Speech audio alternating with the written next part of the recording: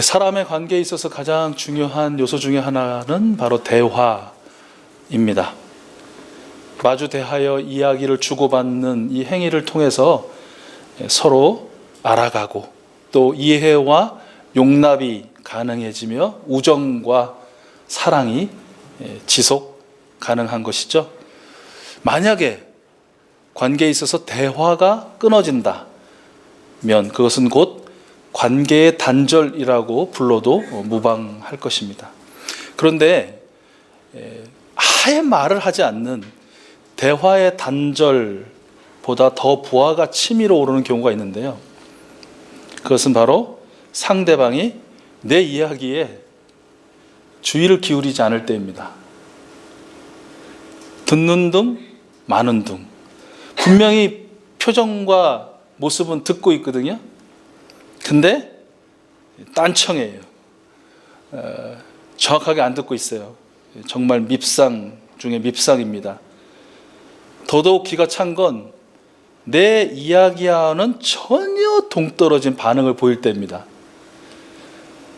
분명히 나는 A를 이야기했는데 A 다시를 기대하고 있는데 A를 이야기한 나의 반응은 항상 B예요. 전혀 다른 거예요. 상대를 인정하지 않는, 배려하지 않는 볼썽사나운 그런 행동이 아닐 수 없죠. 그런 사람에게 좋은 소리가 나가겠습니까? 웃어른이라면 아마 혼쭐을 낼 것이고요. 또 친구나 연인 관계라면 그 관계가 점점 더 서원해져 갈 것입니다. 물론 20년 차 이상의 부부라면 제가 너무 많이 잡았나 싶기도 한데 10년 정도 지나면 다 그렇게 드러날지는 모르겠는데요. 그냥 그런 인간이니까 뭐 이러면서 지나가기도 할 것입니다. 예수님께서는요, 제자들에게 당신의 순환과 죽음에 대한 이야기를 수차례 들려주셨습니다. 우리가 잘 아는 것처럼 직접적으로는 세 차례나 말씀해 주셨죠. 그런데 이 세 차례에 들려주신 순환과 죽음과 부활에 대한 이야기는 기억이 안 나요 라고 할 수 없는 정말 어떠한 중요한 사건 뒤에 기억이 안 날 수 없는 반드시 기억할 수밖에 없는 사건 뒤에 말씀해 주셨다라는 것이죠. 첫 번째는 바로 베드로의 위대한 신앙 고백이 있은 후에 베드로도 그렇고 나머지 제자들도 그렇고 주는 그리스도시요 살아계신 하나님의 아들이십니다 라는 이 고백의 사건을 그렇게 쉽게 잊지는 못할 것입니다. 장소도 어느 집, 어느 가정, 어느 점심 먹다가 저녁 먹다가 아니라 가이사랴 빌립보 그 아마 헐몬산 기슭에 올라가서 그 특별한 장소에서 특별한 경험을 가지고 예수님이 누구인지에 대한 그런 많은 토론과 고민 끝에 내린 결론의 고백이었기 때문에 이 고백이 있은 후에 들려주신 이제 예루살렘으로 올라갈 것이고 대제사장들과 장로들과 서기관들에게 고난과 핍박을 받을 것이고 그리고 죽임을 당할 것이다. 그러나 제3일에 다시 살아나리라 라는 이 예수님의 말씀을 기억하지 못한다는 것은 이게 말이 안 되는 것이죠. 두 번째 들려주신 것은 변화산 사건 직후입니다. 그런 사건 어디 평생에 한 번, 두 번 더 겪겠습니까?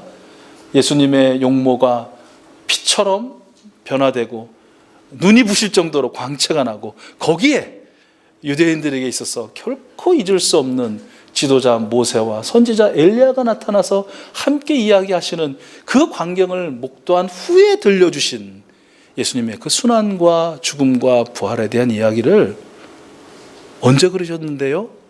라고 하기에는 염치가 없는 것입니다. 그리고 세 번째 직접적으로 들려주신 이 말씀, 이 오늘 말씀 직전에 나오는데 이 말씀 또한 지난주에 들려주신 말씀의 그 사건.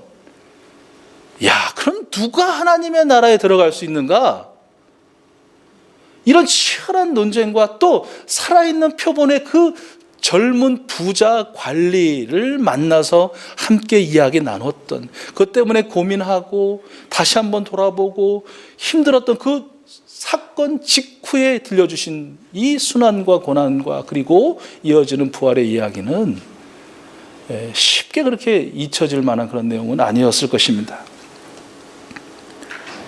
이와 같은 직접적인 세 차례의 말씀 외에도 예수님께서는 동일한 그 고난과 죽음과 부활의 내용을 암시하며 들려주신 이야기까지 포함하면 10여 차례 이상 된다는 것이죠. 그런데 그 말씀 뒤에 제자들의 반응은 항상 동문서답이에요. 아까 처음에 말씀드린 것처럼 이거는 대화가 더 이상 불가능한, 관계가 더 이상 깊어지기는커녕 이어가기 어려울 정도의 엉뚱한 소리를 하고 있다는 것이죠. 오늘 말씀에도 37절에 주의 영광 중에서 우리를 하나는 주의 우편에 하나는 주의 좌편에 앉혀주소서, 이렇게 이야기하고 있단 말이죠. 이 질문의 주인공은 예수님께 특별한 사랑을 받았던 야고보와 요한입니다. 근데 이 구절의 병행 구절을 동일하게 기록해 놓은 마태복음에 보면요, 마태는 이러한 야고보와 요한이 부끄러웠는지 아니면 저들의 이러한 실수의 모습을 감싸주고 싶었는지 이 청을 누가 했느냐? 야고보와 요한이 안 하고 그들의 엄마가 와서, 어머니가 와서 했다라고 그렇게 기록을 해놓고 있습니다. 제자들 중에 야고보와 요한만 이렇게 동문서답을 하고 있는가? 고난과 순환과 죽음에 대한 반응이 부귀와 영화와 영광과 명예인 것이 이 두 사람만의 문제였는가? 아니라는 것이죠. 오늘 말씀 읽으셨지만 저들이 예수님께 은밀히 청했던 이 내용이 순간 금방 제자들에게 발각되었고 나머지 제자들도 그들에게 분노를 쏟았다라는 41점을 말씀을 보면 12명의 제자들 중에 한 사람의 예외도 없이 다들 부귀와 영화의 탐욕에 붙들림 바 되어 있었다라는 것을 우리는 짐작해 볼 수 있을 것 같습니다. 왜들 이럴까? 왜들 이럴까? 이들은 과연 예수님의 말씀을 듣고는 있었던 것일까? 말씀의 전개를 보면 전혀 듣고 있지 않았다라는 그런 결론을 내릴 수밖에 없죠. 겉으로는 네네 선생님 잘 들었습니다. 예, 선생님 고난 받으신다고요. 선생님 죽임을 당하신다고요. 선생님 3일 만에 살아나신다고요. 아멘. 잘 깨달았습니다. 은혜 받았습니다. 이거 뭐가 다릅니까? 그런데 그들의 그 대답은 그들의 고막에서 울리는 그 소리의 반응일 뿐 생각과 마음과 저들의 삶 속으로는 전혀 전달되지 않았다는 것이죠. 도대체 왜들 이럴까? 역시 이 내용의 병행 구절인 누가복음에 보면 누가는 제자들의 이러한 행태의 원인을 다음과 같이 분석해주고 있습니다. 누가복음 18장 34절 말씀인데요, 제자들이 이것을 하나도 깨닫지 못하였으니 그 말씀이 감추었으므로, 그 말씀이 감추어져 있었으므로 그들이 그 이르신 바를 알지 못하였더라, 이렇게 기록하고 있어요. 왜들 이랬을까? 말씀의 의미가 감추어져 있었기 때문이다라는 것이에요. 가려져 있었기 때문이다라는 것이에요. 자, 말씀이 감춰져 있다, 말씀의 의미가 가려져 있다, 어떻게 해석할 수 있을까요? 크게는 두 가지로 해석할 수 있을 것 같아요. 하나는 맞죠, 말씀이 어떻게 깨달아지고 어떻게 알게 되고 어떻게 우리의 마음에 새겨집니까? 예, 성령 하나님께서 그 거룩하신 빛을 비추어 주실 때만, 그 말씀에도 비추어 주시고, 즉 하나님의 감동 감화로 기록된 말씀이기에 그 말씀을 읽고 깨달을 수 있는 방법도 하나님의 감동 감화가 아니면 안 되거든요. 하나님께서 감동 감화 시켜주시고 그 말씀을 깨달아 할 수 있는 거룩한 빛을 비추어 주셨을 때 온전히 깨닫게 되고 해석되어지고 알게 되어진다는 것이죠. 맞습니다. 그런데요, 말씀이 감춰졌다라는 이 말씀의 또 다른 해석은 무엇입니까? 그것은 바로 제자들이 가지는 메시아에 대한 자기 선입견, 그것이 매우 강렬해서 또는 그들이 가진 세상 부귀와 영화에 대한 거대한 탐욕의 그 어두움이, 그 암흑이 그 말씀의 의미를 가리웠다라는 내용으로 해석될 수 있다는 것입니다. 자, 오늘 말씀의 내용으로 봐서 제자들의 이 반응은 말씀이 가리워져 있었기 때문이다 라는 이 말씀은 어떻게 해석되어야 될까요? 첫 번째 의미일까요? 두 번째 의미일까요? 누구한테 물어봐도 그것은 두 번째 의미의 해석이다, 해석이 맞다라고 이야기할 것입니다. 피를 토하듯 십자가의 죽으심을 통한 죄 사함을, 부활하심을 통한 영생을 값없이 거저주시는 전인적인 구원의 은혜를 선포하시는데도 불구하고 두 눈 멀뚱멀뚱 뜨고 텅 빈 머리로 이글거리는 탐욕의 심장을 채워달라고 요구하는 이 제자들, 당연히 그 말씀을 들을 수도 깨달을 수도 새길 수도 없었다라는 것이죠. 그 제자들의 모습을 오늘 말씀을 통해서 우리 익숙수 가족들 또한 목격하면서 저하고 또 우리 가족들 한 분 한 분에게도 질문을 해보는 것입니다. 여러분은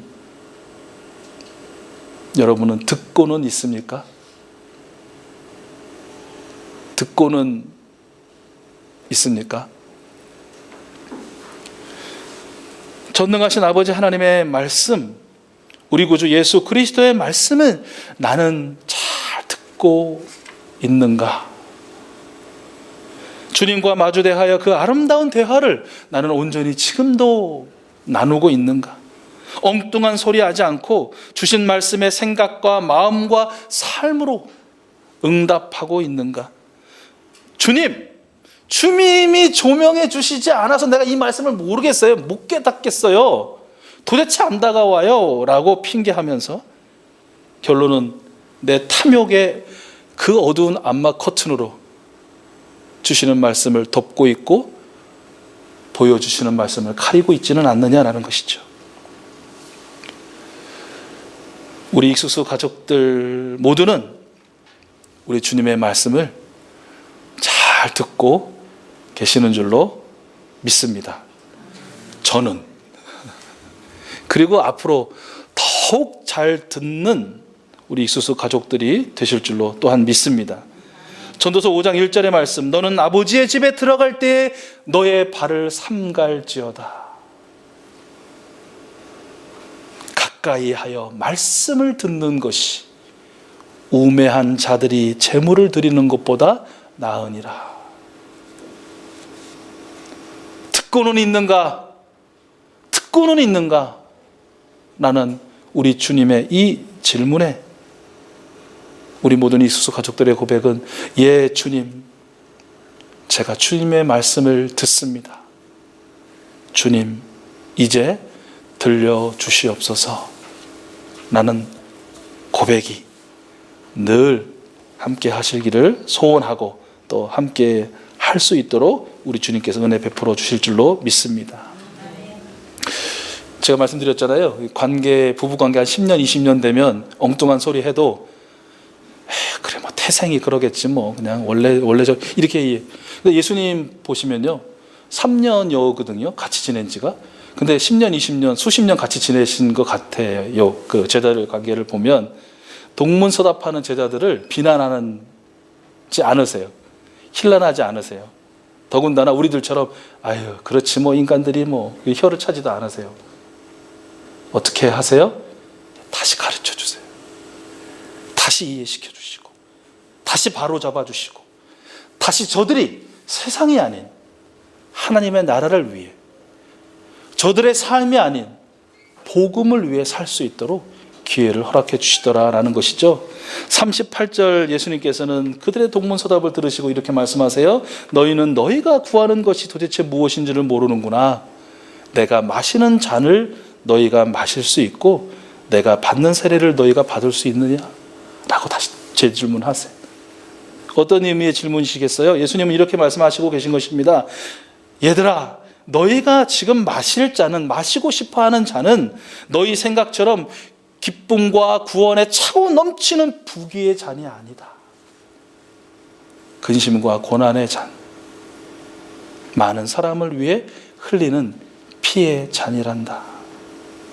얘들아, 너희가 지금 받을, 그리고 받기 원하는 나의 세례는 회개와 죄 용서 뒤에 있는 영광과 면류관의 세례가 아니라 그 세례 뒤에 이어지는 십자가란다.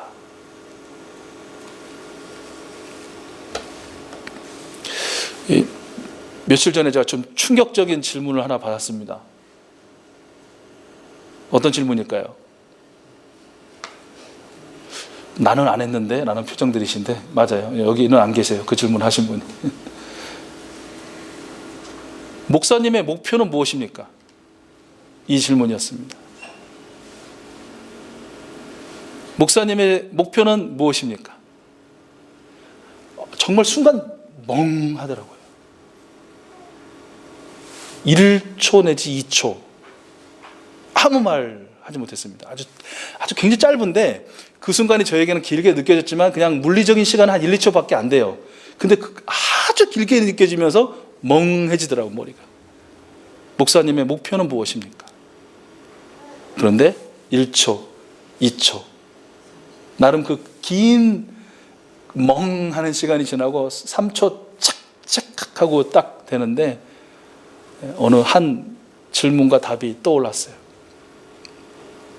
아주 희미해졌지만 그러나 결코 잊을 수 없는, 잊혀질 수 없는 그 질문과 답이었습니다. 왜냐하면 그 질문은 제가 하나님의 형상 따라 하나님의 은혜로 지음받아 이 땅에 태어나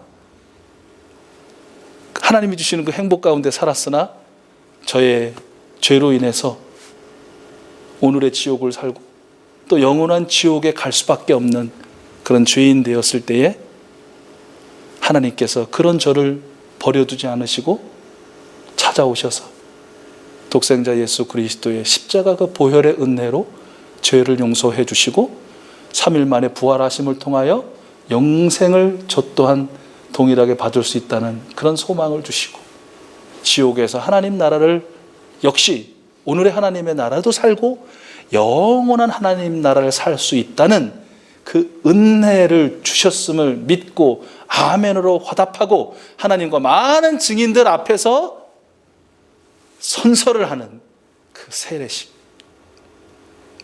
그 세례식을 위하여 저에게 주어졌던 그 첫 번째 질문,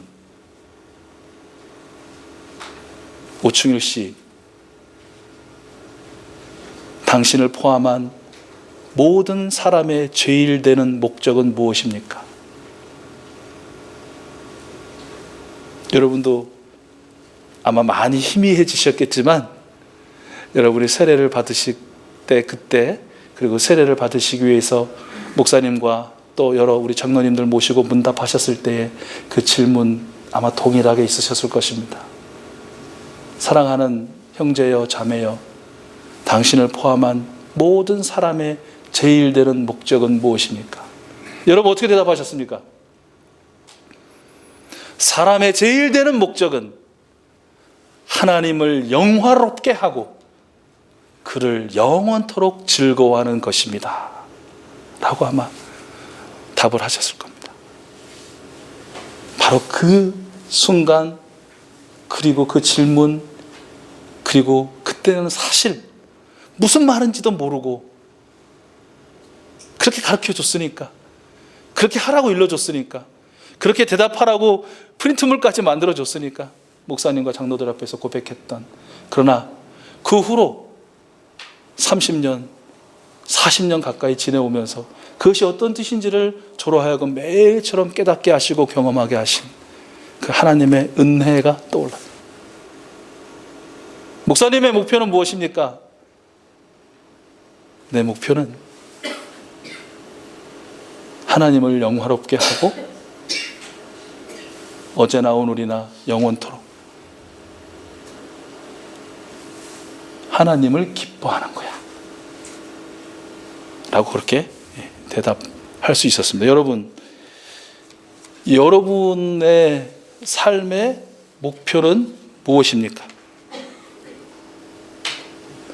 가장 첫 번째 떠오르는 그 무엇이 있다면 그게 지금 현재 목표입니다. 저처럼 1, 2초 약간 멍할 시간 드릴까요? 아무 생각이 안 나는 시간. 여러분의 삶의 목적, 목표는 무엇입니까?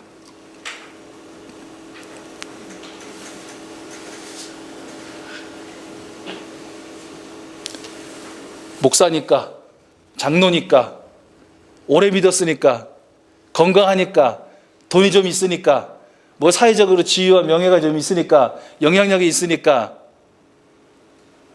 나는 없으니까, 난 주어지지 않았으니까, 나는 가지지 못했으니까, 난 누리지 못했으니까에 의하여 이 목적과 목표 바뀌지 않습니다. 바뀔 수 없습니다.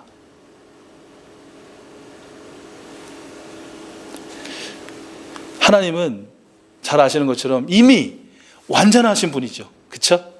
하나님은 영광 그 자체이십니다. 사실 우리가 하나님을 영화롭게 한다, 하나님께 영광을 드리고 그 이름을 높인다, 뭘 해서 하나님이 그 더해지겠습니까? 그렇다면 하나님이 아니죠. 뭔가 더해진다면 그런 똑같이 우리와 결핍을 가진 어떠한 존재이지 그 하나님이 아니죠. 그렇다면 그 완전하시고 영광 자체이신 하나님을 영화롭게 한다는 건 도대체 뭡니까? 우리에게 있어서 다양하게 이야기할 수 있지만 그것은 바로 나를 통해서 하나님이 어떤 분이신지 이 세상에, 아니 단 한 사람의 생명에게라도 드러나게 된다면 그것이 바로 하나님을 영화롭게 하는 것이에요. 하나님을 기뻐하는 것이 되더라라는 것이에요. 여러분 꼭 저와 여러분 기억해야 합니다. 하나님을 가장 영화롭게 했던 우리 주 예수 그리스도님의 사역이 무엇이었습니까? 병 고치는 거? 죽은 사람 살리는 거? 뭐 어디 가서 친구가 되어주는 거? 맞죠? 그러나 가장 영화스러웠던 그 사건은 십자가였음을 우리는 잊지 말아야 할 것입니다. 오늘 우리가 영화롭게 하는, 하나님을 영화롭게 하는 일에 바로 이런 예수님을 닮아 살아내려는 그런 노력이 중요하다라는 것입니다. 모두가 차고 넘치는 부귀의 잔만을 마시려 할 때 오히려 세상과 생명을 위한 근심과 잔을 마시고, 모두가 세례 뒤에 영광만을 구할 때 십자가를 기꺼이 지고, 모두가 크고자 할 때 섬기는 사람이 되고, 모두가 우두머리가 되고자 할 때 종이 되는 것입니다. 많은 사람을 구원하기 위해 자기 목숨을 그 몸값으로 기꺼이 지불해 주신 예수님의 그 온전한 봉사, 그 섬김을 따라 사는 것이 바로 하나님을 영화롭게 하는 일이 되겠죠. 더불어 사는 사람들과 똑같이 말하고 행동하는 것 같지만 실제로 그들에게 있어서, 그들 시각에서는 저 사람은 나와 구별되네 라는 그것을 느끼게 하는 힘이 바로 여기 섬김에서, 예수님을 닮아가는 노력에서 나온다는 것이죠.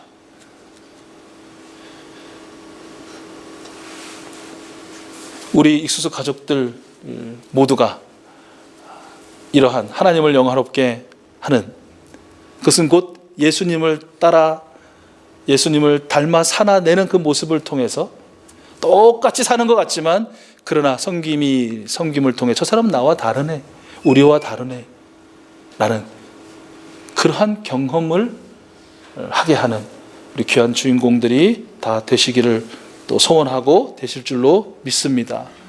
근데 이것이 이제 어떻게 되시냐면 짐이에요, 짐.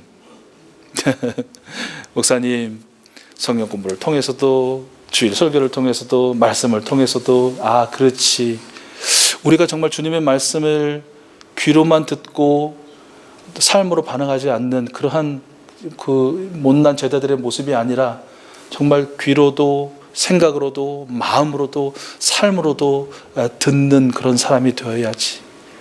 그런 사람의 삶은 높아지려기보다 낮아지고, 또 사람을 부리려기보다 사람을 돕는 그런 사람, 한 생명이라도 에게라도 하나님의 어떠하심을 증거하려고 애쓰는 사람, 섬기는 사람 맞죠. 근데 그것이 짐처럼 느껴지더라는 거예요. 무거운 짐. 근데 다른 말 다 생략하고 그런 이미지가 딱 떠올랐어요. 자, 여러분 한번, 그래 내가 한 주 동안 살면서 섬김이라는 재능, 물질, 시간, 건강, 뭐 이러한 나의 에너지 이런 것들을 쏟아야 하니까 이건 굉장히 무거운 짐이다. 한번 짐을 한번 져보세요. 섬김의 짐.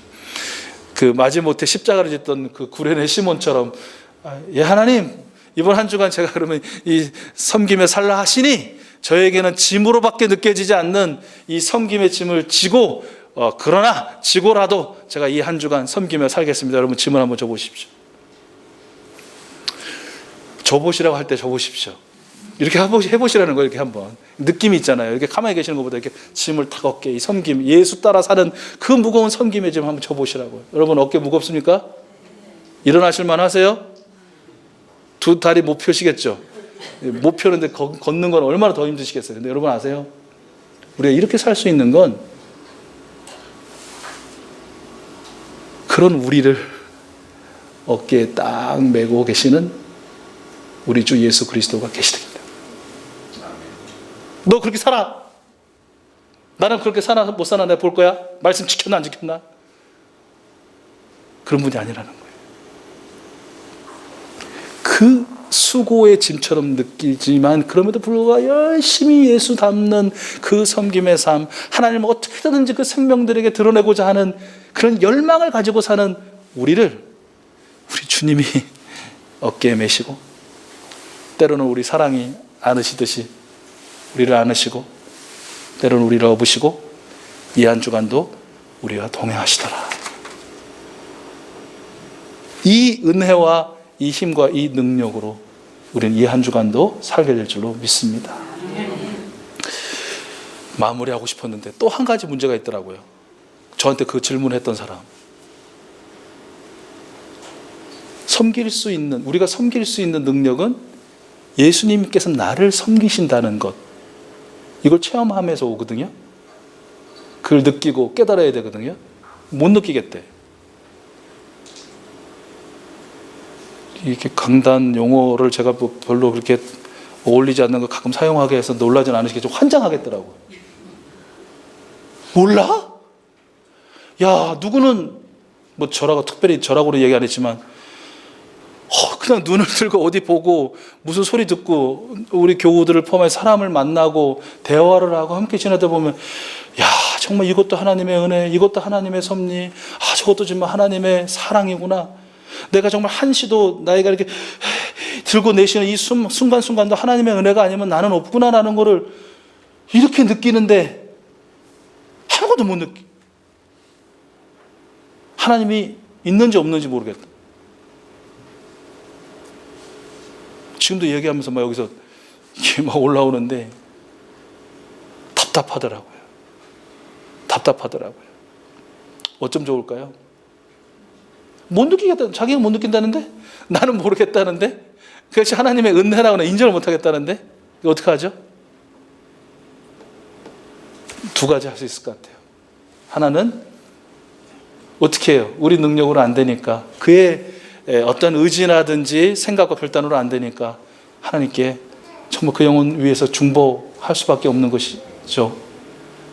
하나님 부디 민감한 것로부터는 좀 둔감하게 하시고, 정말 둔감의 극치에 있는 그 하나님의 사랑과 은혜에 대해서는 하나님 민감해질 수 있도록 하나님 직접 그 영혼의 마음도 만져주시고 또 몸도 만져주시고 그의 영혼도 만져주십시오라고 기도할 수밖에 없는 거 아니겠습니까? 우리 하나님께 들어주실 것 같고요. 두 번째는 바로 하나님께 중보하는 사람의 오늘 말씀처럼 섬김의 노력이라는 것이죠.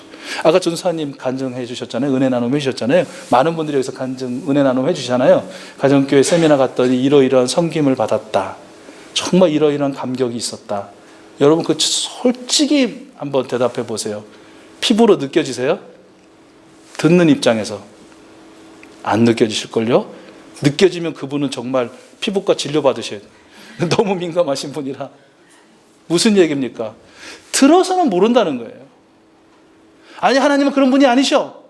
아니 하나님은 너를 사랑하셔.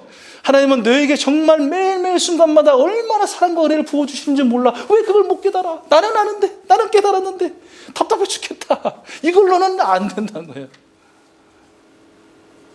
예, 긁어줘야지. 긁어주고 먹여주고 안아주고 손잡아주고 같이 걸어주고 들어주고. 예수님에게 있어 섬김은 같이 먹고 같이 자고 같이 살고 어느 때나 그게 섬김이셨잖아요. 마찬가지라는 것이죠. 사랑하는 우리 익수수 가족 여러분 한 분 한 분, 그래서 제가 부끄럽습니다. 가정교회를 이야기하고 신약교회 회복을 이야기하고 어떤 목장의 아름다움을 이야기하면서도 그것이 이야기일 때는 모른다는 것이죠. 보여드려야 할 텐데, 경험할 수 있도록 도와드려야 될 텐데. 소위 스텝 바이 스텝, 한 걸음 한 걸음 한 걸음 그렇게 우리 주님께서 우리 교회 사랑해 주시고 또 여러분 한 분 한 분 그런 은혜 경험할 수 있도록 또 역사하여 주시고 여러분을 통해서 여러분이 경험하도록 그렇게 역사해 주실 줄 믿고, 우리도 아까 여기 나와서 소개하는 교회들처럼 우리의 목표